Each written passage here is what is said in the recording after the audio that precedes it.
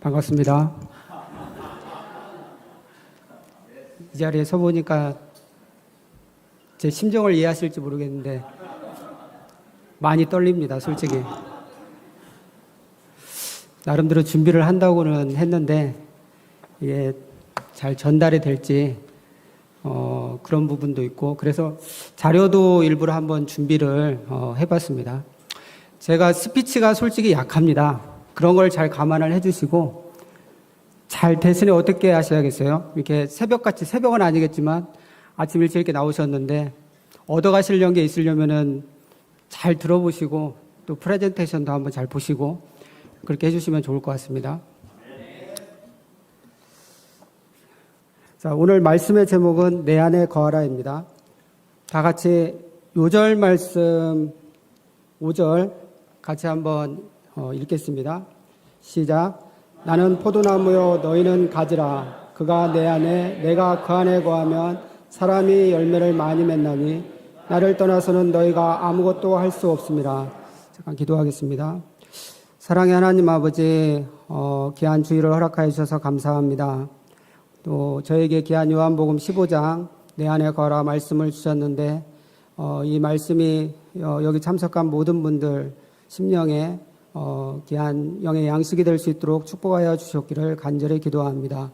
허물진 죄인의 부족함을 감춰주시고 말씀을 잘 드러내게 감사하며 예수님 이름으로 기도합니다. 아멘. 다시 인사하겠습니다. 안녕하십니까? 예, 지난 한 주간 잘 보내셨죠? 예, 우리는 지난 여름 세왕회를 통해서 우리의 죄와 허물을 대신하여 십자가에 죽으신 예수님이 우리의 그리스도이심을 잘 배웠던 것 같습니다. 오늘은 예수님이 십자가에 죽기 바로 전날 제자들과 나누었던 말씀의 일부를 공유하고자 합니다. 이 시간 예수님이 들려주시는 말씀이 우리 각자에게 주시는 참 메시지가 될 수 있도록 도와주시기를 간절히 기도합니다. 제1장 포도나무와 가지. 제가 이걸 같이 이렇게 할 거기 때문에 엮이게 되면 큰일 납니다. 기도해 주시고. 제1장 포도나무와 가지. 1절과 5절 상반절을 한번 다 같이 한번 여기 나와 있습니다. 읽어보겠습니다. 시작. 나는 참 포도나무요 내 아버지는 농부라. 나는 포도나무요 너희는 가지라. 이 두 말씀은 오늘 예수님이 해주시는 모든 말씀의 대전제입니다. 이게 안 좋군요. 예. 그래서 이 말씀을 한번 길지 않으니까요. 이 정도는 다 외울 수 있잖아요. 그렇죠? 한번 읽어보면서 외워보도록 하겠습니다. 시작. 나는 참 포도나무요 내 아버지는 농부라. 나는 포도나무요 너희는 가지라. 예수님은 하나님과 예수님 그리고 우리 사이의 관계를 기초로 오늘 말씀을 전개하고 계십니다. 관계는 사실 신앙생활에 있어서 핵심적인 요소 중에 하나입니다. 그러면 예수님은 이 관계에 대해서 무엇을 얘기해 주십니까? 세 가지를 잘 기억해 두면 좋겠습니다.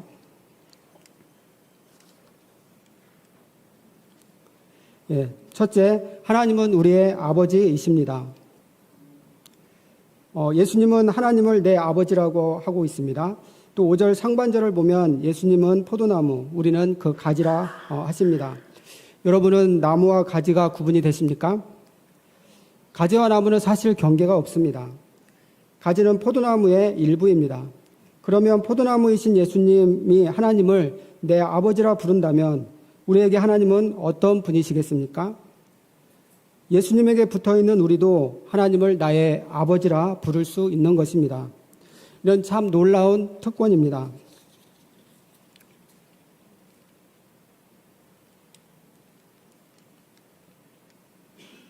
안 넘어가네요. 예. 둘째, 열매의 주도적인 역할을 하시는 분은 하나님이십니다. 5절 상반절 기억하시죠? 예, 나는으로 시작해서 가지라. 예, 한번 외워보겠습니다. 시작. 나는 포도나무요 너희는 가지라. 여러분 가지의 존재 가치가 무엇인지 아시나요? 특히 과실수의 경우 포도나무처럼 가지는 열매가 없다면 정말 아무짝에도 쓸모가 없습니다. 여기 에스겔서 말씀이 있습니다. 이 말씀을 우리 자매 목사님들이 한번 전체적으로 읽어봐 주시겠습니까? 시작.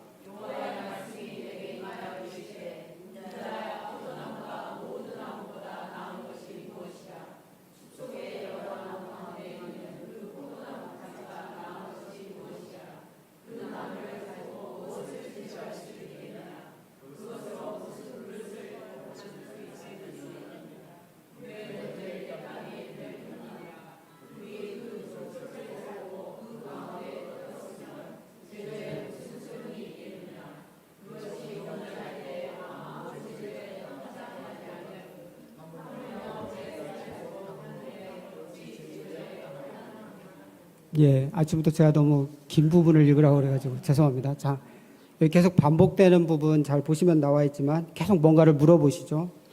예, 이처럼 가지는 그 자체로는 아무런 존재 가치가 없고 오직 열매로 가치를 증명할 뿐입니다.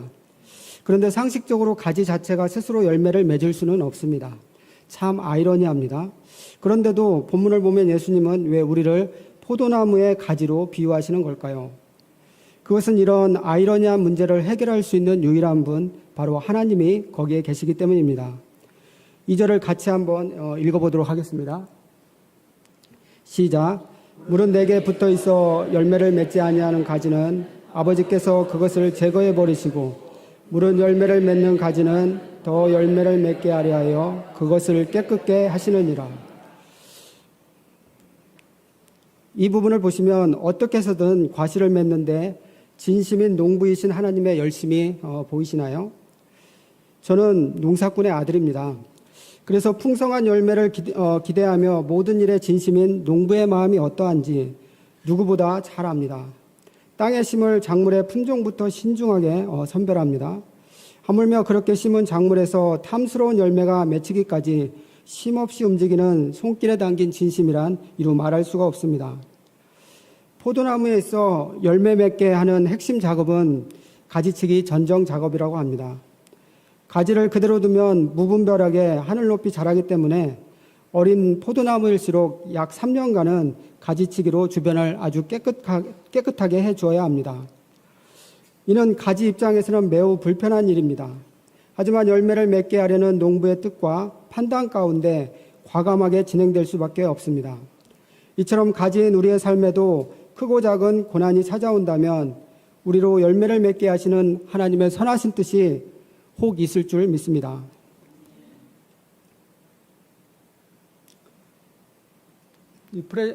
한번 사진을 보시면 풍성한 포도나무 열매를 보십시오. 어떤 것 같습니까? 예, 그렇죠. 가지치기 과정을 거쳐 맺은 포도 열매는 마치 가지가 스스로의 힘으로 맺은 영광처럼 보이지 않습니까? 하나님은 우리 인생의 열매에 직접 개입을 하십니다. 그렇지만 그 모든 열매가 가지 스스로 맺은 열매처럼 인정해 주시는 분입니다. 셋째, 예수님과 우리는 생명을 나눈 운명 공동체입니다. 1절 상반절 기억하시죠? 예, 1절 상반절을 한번 나무요까지 한번 외워보겠습니다. 시작. 나는 참 포도나무요. 예수님은 이 말씀으로 자기 정체성을 명확히 하고 있습니다. 참 포도나무의 참이란 단어는 진짜, 실체라는 뜻을 가지고 있습니다. 이 의미를 이해하는 데 도움이 되는 말씀이 있어 찾아봤습니다. 시편과 이사야서 말씀인데요. 시편 말씀을 우리 형제님들이, 그 다음에 이사야서는 자매님들이 한번 번갈아 읽도록 하겠습니다. 시작. 주께서 한 포도나무를 애굽에서 가져다가 민족들을 쫓아내시고 그것을 심으셨나이다. 땅을 파서 돌을 제하고 극상품 포도나무를 심었도다. 그 중에 망대를 세웠고 또 그 안에 술틀을 팠도다. 좋은 포도나무 맺기를 바랬더니 들포도를 맺었도다.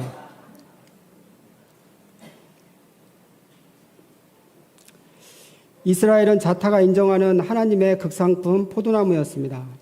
그들이 어떻게 구원받았고 어떻게 가나안에 들어갔는지는 성경에 너무도 잘 나와 있습니다.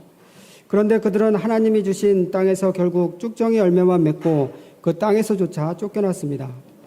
성경의 이스라엘 역사를 이처럼 기록한 것은 이들은 장차 오실 참 포도나무의 그림자에 불과하기 때문입니다. 이런 배경에서 예수님은 자신이 하나님이 원하시는 바로 그 열매를 맺을 적임자 참 포도나무임을 선언하고 계십니다. 여기서 우리가 주목해야 할 부분이 있습니다. 그 열매를 맺는 포도나무의 가지로 누가 붙어 있다고 하시는가입니다. 5절 상반절 다시 한번 외워보도록 하겠습니다. 나는 가지라. 시작. 나는 포도나무요 너희는 가지라. 예, 하나님께서 기대했던 그 역사적 열매를 맺는 일을 우리 통해 하시겠다고 합니다. 이처럼 우리는 예수님과는 생명을 나눌 뿐 아니라 하나님이 기대하시는 그 열매를 맺게 되는 운명 공동체입니다. 그러면 열매를 맺는 비밀이 무엇입니까? 4절로 6절 말씀을 4절부터 6절까지를 한번 다 같이 읽어보도록 하겠습니다. 시작. 내 안에 거하라. 나도 너희 안에 거하리라. 가지가 포도나무에 붙어있지 아니하면 스스로 열매를 맺을 수 없음 같이 너희도 내 안에 있지 아니하면 그러하리라. 나는 포도나무요 너희는 가지라. 그가 내 안에 내가 그 안에 거하면 사람이 열매를 많이 맺나니 나를 떠나서는 너희가 아무것도 할 수 없음이라. 사람이 내 안에 거하지 아니하면 가지처럼 밖에 버려져 마르나니 사람들이 그것을 모아다가 불에 던져 사르느니라. 예수님은 거해야 한다는 점을 명령형, 부정형 어구를 사용하여 강조하고 또 강조하고 계십니다. 사실 특수 상황이 아니면 가지가 나무에서 떨어질 일은 없습니다. 그런데 왜 예수님은 이처럼 강조하시는 걸까요? 제자들은 예수님의 12사도로 부름도 받았고 예수님과 3년간 동고동락을 했습니다. 예수님 안에 누구보다도 가장 잘 거하는 사람들로 보였습니다. 그런데 참 공교롭게도 성경에서는 이들 중 가룟 유다는 예수님을 팔아 넘기고자 제자 무리에서 떠나버리게 되었습니다. 누구도 이를 인지하지도 못했습니다. 이것이 시사하는 바가 무엇입니까? 주님 안에 거하는 것을 겉모양만으로는 참 알 수 없다는 점입니다. 또한 오히려 과연 예수님 안에 거하는 것이 무엇인가 참으로 만만치 않은 이 커다란 질문을 우리에게 던져주고 있음을 보게 됩니다. 거한다라는 헬라 원어에는 거주하다, 머물다라는 뜻이 있다고 합니다. 이 속에는 지속적으로 교감하면서 관계를 맺는 것을 함의하고 있습니다. 이런 점에서 말씀과 기도를 통해 주님과 교제하는 것이 예수님 안에 거하는 것으로 설명될 수 있겠습니다. 그렇지만 이것만으로는 부족해 보입니다. 보다 근원적인 의미를 이해하기에 예수님이 우리에게 직접 해주셨던 말씀을 한번 같이 보도록 하겠습니다. 요한복음 6장 56절입니다. 한번 같이 읽겠습니다. 시작. 내 살을 먹고 내 피를 마시는 자는 내 안에 거하고 나도 그의 안에 거하나니. 이 말씀을 보면 주님 안에 거하는 자는 곧 내 살을 먹고 내 피를 마시는 자라고 분명 언급되어 있습니다. 내 살을 먹고 내 피를 마시는 자는 어떤 사람입니까? 여러분들 이 속담 아시나요? 유아 화류이시라고 되어 있는데 이 속담은 당신이 먹은 것이 바로 당신을 만든다 이런 뜻입니다. 결국 내가 먹은 것이 내 몸이 왜 이런가는 결국 내가 먹은 거에서 규정이 된다는 말이겠죠. 네. 이처럼 무엇을 먹는지는 참으로 중요한 키워드인 것 같습니다.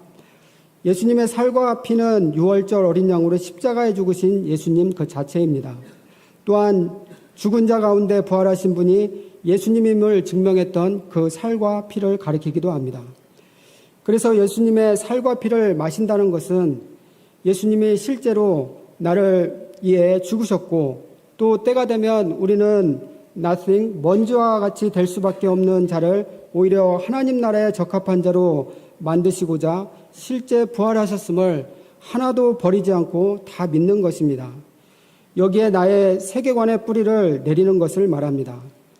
가지는 나무로부터 양분을 받아 살 수 있듯이 우리도 주님의 살과 피를 날마다 받아서 먹음으로 비로소 살 수가 있습니다. 그리고 그 가운데 하나님이 맺고자 하는 열매가 맺혀지게 됩니다. 그래서 내 안에 거하라 하신 말씀은 오늘날 우리에게 생명뿐 아니라 참된 열매도 맺게 된다고 하는 우리 주님의 언약의 말씀인 줄 믿습니다. 제2장 우리가 맺는 열매 7절로 17절입니다. 우리는 앞에서 주님 안에 거하면 열매를 맺게 됨을 알았습니다. 이제 우리가 맺는 그 열매의 실체, 종류가 무엇인지 함께 생각해 보고자 합니다. 먼저 당연한 질문이겠지만 포도나무가 맺는 열매는 무엇인가요? 예, 정확합니다. 그러면 업그레이드해서 한 가지 더 여쭤보겠습니다. 참 포도나무 대신 예수님에게 붙어있는 우리가 맺는 열매는 무엇일까요? 참포도. 약간 비껴가신 것 같은데, 예.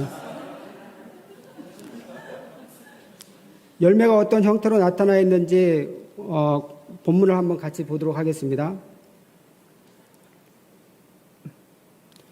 혹시 시력이 안 좋으신 분 계실까요? 손 들어주세요. 그분은 제가 빼드릴 테니까. 예. 그 7절부터 17절까지를 한번 이렇게 형제 자매 순으로 예, 정신 집중 잘 하셔야 됩니다. 한 절씩 한번 읽어보도록 하겠습니다. 시작. 너희가 내 안에 거하고 내 말이 너희 안에 거하면 무엇이든지 원하는 대로 구하라. 그래야면 이루리라. 너희가 열매를 많이 맺으면 내 아버지께서 영광을 받으실 것이요 너희는 내 제자가 되리라. 아버지께서 나를 사랑하신 것 같이 나도 너희를 사랑하였으니 나의 사랑 안에 거하라. 내가 아버지의 계명을 지켜 그의 사랑 안에 거한 것 같이 너희도 내 계명을 지키면 내 사랑 안에 거하리라. 내가 이것을 너희에게 이르면 내 기쁨이 너희 안에 있어 너희 기쁨을 충만하게 하려 함이라. 내 계명은 곧 내가 너희를 사랑한 것 같이 너희도 서로 사랑하라 하신 이것이니라. 사람이 친구를 위하여 자기 목숨을 버리면 이보다 더 큰 사랑이 없느니 너희는 내가 명하는 대로 행하면 곧 나의 친구라. 이제부터는 너희를 종이라 하지 아니하리니 종은 주인이 하는 것을 알지 못함이라. 너희가 늘 친구라 하였노니 내가 내 아버지께 들은 것을 다 너희에게 알게 하였습니다. 너희가 나를 택한 것이 아니요 내가 너희를 택하여 세웠나니 이는 너희로 가서 열매를 맺게 하고 또 너희 열매가 항상 있게 하여 내 이름으로 아버지께 무엇을 구하든지 다 받게 하려 함이라. 내가 이것을 너희에게 명함은 너희로 서로 사랑하라 함이라. 예, 감사합니다.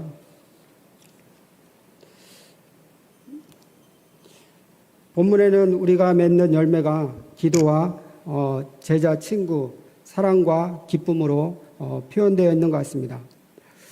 기도는 7절과 16절에 언급이 되어 있습니다. 특별히 본문의 기도는 단순히 나만 원하는 것을 구하는 것이 아님을 봅니다. 오히려 하나님이 이루고자 하는 것을 나도 구한다는 점에서 어쩌면 주님과 함께 호흡하는 의미의 기도입니다. 둘째, 제자와 친구의 열매입니다. 8절과 13, 14절에 언급되어 있습니다. 제자나 친구는 분명 다른 존재이지만 같은 것을 추구하여 결국엔 마치 하나가 된다는 공통점을 서로 갖고 있는 키워드입니다. 셋째, 사랑과 기쁨은 예수님이 강조하시는 최고 정점에 있는 열매라 할 수 있습니다. 11절과 12절에 언급되어 있습니다. 본문의 사랑은 이타적이고 희생적인 사랑을 말하고 기쁨은 사랑을 시작하셨던 예수님으로부터 흘러나온 오묘하고도 신비스러운 열매입니다.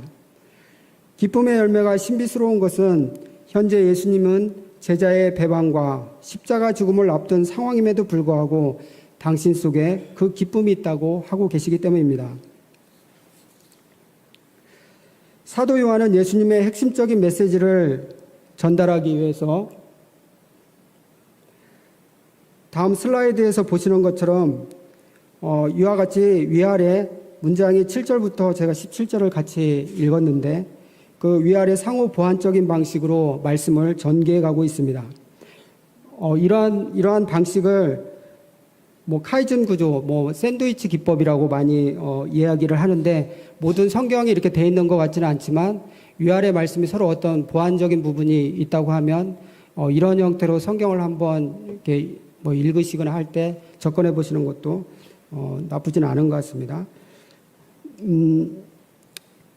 이런 카이즘 샌드위치 기법의 주요 키는 결과적으로 어떻게 많은 사람들이 이 얘기를 하냐면 이 겉에 해당되는 빵, 우리 이제 샌드위치 생각하면 겉에 있는 빵, 그다음 속에 뭐 속이라고 하나요? 중심 그 부분이 있을 텐데 겉에 있는 부분하고 속에 있는 부분이 가장 중요하다고 많이 얘기들을 합니다. 그래서 그렇게 배치를 해보니까 겉에 있는 부분은 저희 보시는 것처럼 7절 상반절, 그 다음에 17절 그렇게 돼 있고, 그 다음에 그 핵심 중심부를 이렇게 찾아 들어가 보니까 저게 나와 있는 11절 하반부하고 12절 이 부분으로 조금 모여지는 걸 정리를 한번 해봤습니다. 자, 이렇게 나와 있는 구조에서 이를 다시 한번 요한이 무슨 말을 전달하고자 하는지, 예수님이 전달하고자 했던 그 부분이 과연 무엇이었는지를 한번 이거에 기초해서 다시 한번 제가 요약을 해보면, 너희가 내 안에 거하고 내 말이 너희 안에 거하게 된다면, 7절 상반절이겠죠. 거하면 서로 사랑하게 되어 있다는 것입니다. 주님의 말씀이 우리 안에 거하게 되면 당연히 서로 사랑하게 되어 있다. 이렇게 되어 있고요. 그런데 이것은 이제 다시 중심으로 이제 들어가 보면, 그런데 이것은 결과적으로 하나님이 명하신 서로 사랑하라고 하는 그 계명 12절에 언급이 되어 있죠. 이것을 지키는 것이 된다고 합니다. 그리고 이로 인해 우리 안에 최종적으로 아주 중요한 사실은 우리 안에 이 최종적으로 기쁨이 충만하게 임하게 된다고 하고 있습니다. 우리가 주님 안에 거하게 되면 주님이 갖고 계신 그 기쁨이 갖는 그 속성이 하나도 변질되는 것이 없이 그 성질 그대로 내 속에 열매로 고스란히 맺히게 된다는 것입니다. 참으로 놀라지 않습니까? 저는 개인적으로 신앙생활 연차 좀 됐습니다. 별로 하는 거 없는데 연차는 많이 됐는데요. 제가 많이 느끼는 것 중에 하나는 예수님의 은혜를 깨달을 때 매우 좋아요. 그걸 잘 기억하려고 막 메모도 해놓고 이렇게 많이 합니다. 그런데 시간이 한참 흐르면 제가 기억력도 기억력이겠지만 이게 변질되어 있는 것을 많이 보게 됩니다. 예수님을 은혜를 받았을 때는 그게 있었는데 그걸 가지고 뭔가를 요행을 바란다든가 뭐 이런 형태로 이제 좀 바뀌게 되는.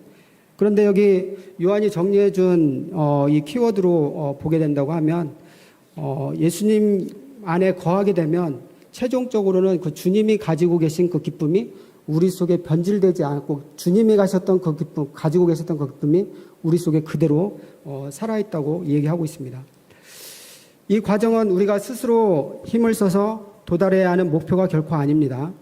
오히려 물은 아래로 흐르는 것이 너무도 당연하듯이 우리가 주님의 변질되지 않은 기쁨의 열매를 맺는 것도 지극히 자연스러운 일임을 말해주고 있는 것입니다.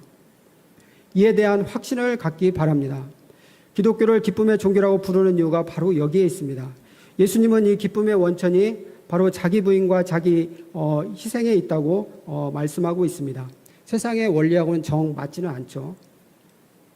그래서 이 부분이 항상 헷갈리게 하는 것 같은데요.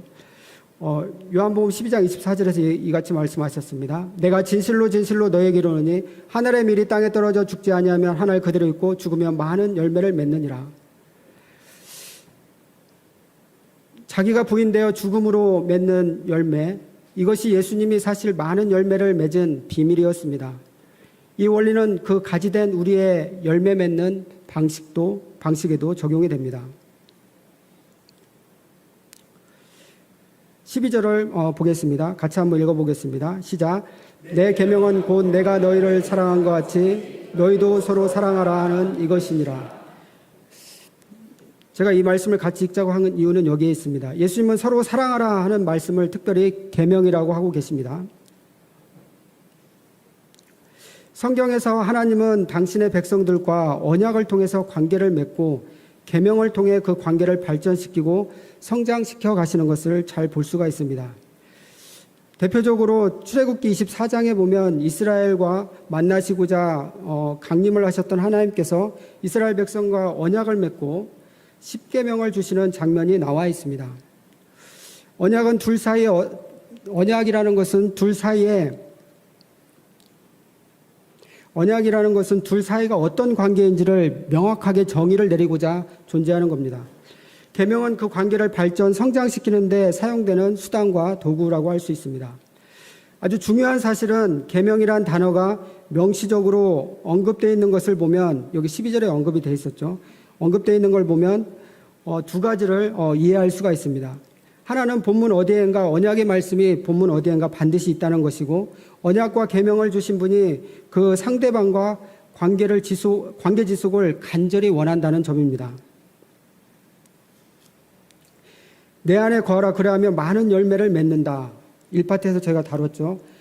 이 하신 말씀이 우리에게 약속으로 주신 바로 언약의 말씀으로 보입니다. 서로 사랑하라는 말씀은 하나님과 우리의 관계의 성장을 위해 주신 바로 계명입니다. 그런데 저희가 계명을 잘못 이해하고 사실 관계가 깊지 않은 가운데서 계명을 열심히 지키려고 이렇게 하다 보면 나타나는 현상이 많이 있습니다. 대표적으로 그게 우리가 이제 뭔가를 율법 중심으로 이렇게 가게 되는 경우가 사실 그런 좀 문제점이 있는 것 같습니다. 예수님은 우리와 형식적인 관계에 결코 머물러 있고 싶어 하지 않으십니다. 살아서 움직이는 생명처럼 날마다 생명을 나누고 친밀함을 더하여 가기를 간절히 원하시기 때문에 이 본문의 계명을 언급하신 줄 믿습니다. 이 시간 우리 공동체에게도 내 안에 거하라 하신 말씀을 약속으로 주고 계심을 봅니다. 이 음성에 항상 거하는 저희 종로이부 공동체가 되기를 간절히 기도합니다. 또한 예수님은 우리 공동체에 서로 사랑하라는 계명도 주셨습니다. 이 계명에 순종함으로 생명을 품고 담는 관계뿐 아니라 주님과의 관계가 더욱 친밀하고 견고해지는 교회 공동체로 세워져 가기를 간절히 기도합니다. 저는 어린 시절부터 고착화된 사고, 특히 정욕과 음란, 강박관념으로 대입 시험에서도 앞에 앉아있던 여학생 향수 냄새로 생각이 참으로 분산되어 대입에도 낙방한 자입니다. 이런 제게 이사야서 53장 6절 말씀은 주님과 처음 관계를 맺게 해 주었습니다.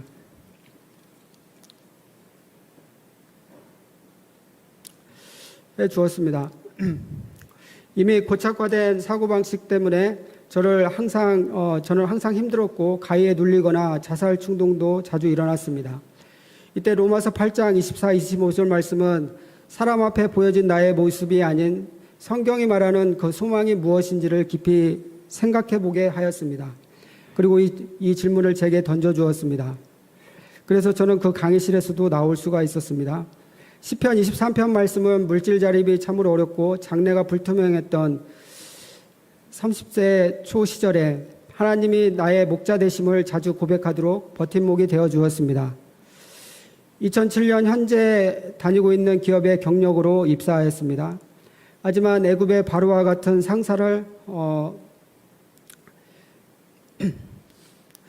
만나게 되었습니다. 그는 나에게 들어오지 말라고 한 직장에 들어왔다는 이유로 입사 첫날부터 저에게 여러 가지 모욕적인 일들을 가했습니다. 이런 이유로 저는 사람 막대기 훈련을 톡톡히 받아야 했지만 광야를 통과했던 이스라엘과 같이 하나님의 크신 은혜를 많이 체험하게 해 주었습니다. 그럼에도 2015년과 16년 저와 교회 공동체에 찾아온 큰 환난은 신앙의 뿌리채 저를 흔들어 놓았습니다. 참으로 기억하고 싶지 않은 아픔들이었습니다. 대신에 아무리 좋은 걸 경험해도 부패밖에 할 것이 없는 자신의 실체를 발견하였고, 이런 가운데 주님은 요한계시록 3장 18절 말씀으로 찾아오셨습니다. 말씀은 환난의 끝 지점에서 주님을 새롭게 만나는데 도움을 주었습니다. 91년 대학에 처음 와서 신앙생활 시작했을 때 하나님이 정말 계시다면 이란 말을 자주 연발했습니다. 살아계신 하나님은 지금도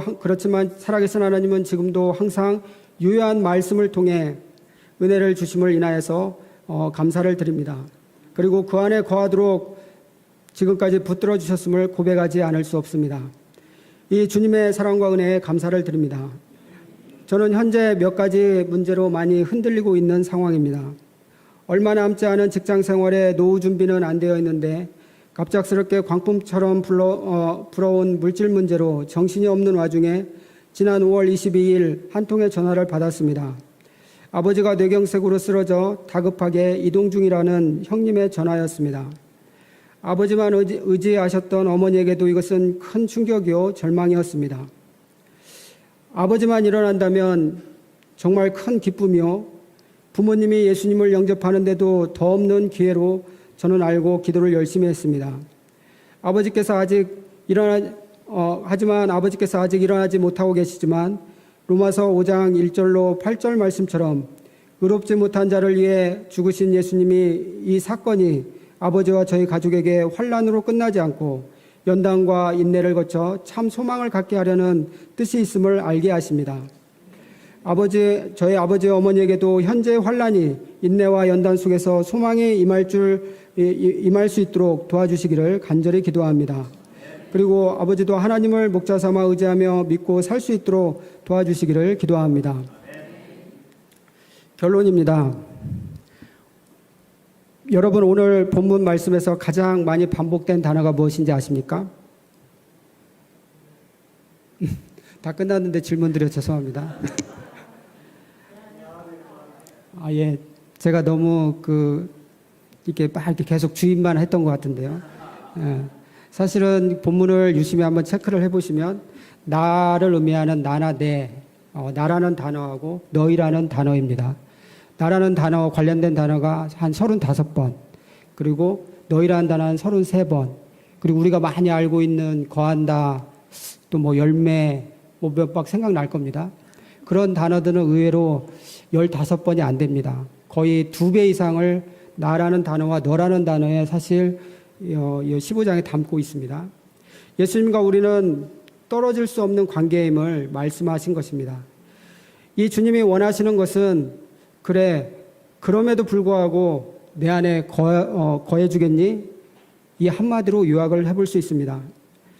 열매 그것은 예수님이 먼지와 같은 나와 관계하시면서 내 속에서 맺어가시는 관계의 산물입니다. 교회라는 장소와 또 공동체조차 세속화가 되어가는 이 현실에서 우리가 이 주님의 물음에 늘 예스라고 응답하고 인도해 주시도록 항상 구하는 주님 안에 거하는 가지들이 되기를 간절히 기도합니다. 다 같이 요절 말씀 읽고 제가 기도하겠습니다. 시작. 나는 포도나무요 너희는 가지라. 내가 내 안에 내가 그 안에 거하면 사람이 열매를 많이 맺나니 나를 떠나서는 너희가 아무것도 할 수 없음이라. 하나님 아버지 귀한 말씀을 통해서 우리가 주님과 어떤 관계인지 가르쳐 주셔서 감사합니다. 참 세상에 저에게 밀려오는 여러 어려움들 또 많은 부분들이 있습니다. 하지만 저희가 무엇보다도 주님이 내 안에 거하라 하신 이 한 말씀을 잘 기억하고 주님 안에 거할 수 있도록 축복하여 주시옵소서. 감사하며 예수님 이름으로 기도합니다. 아멘.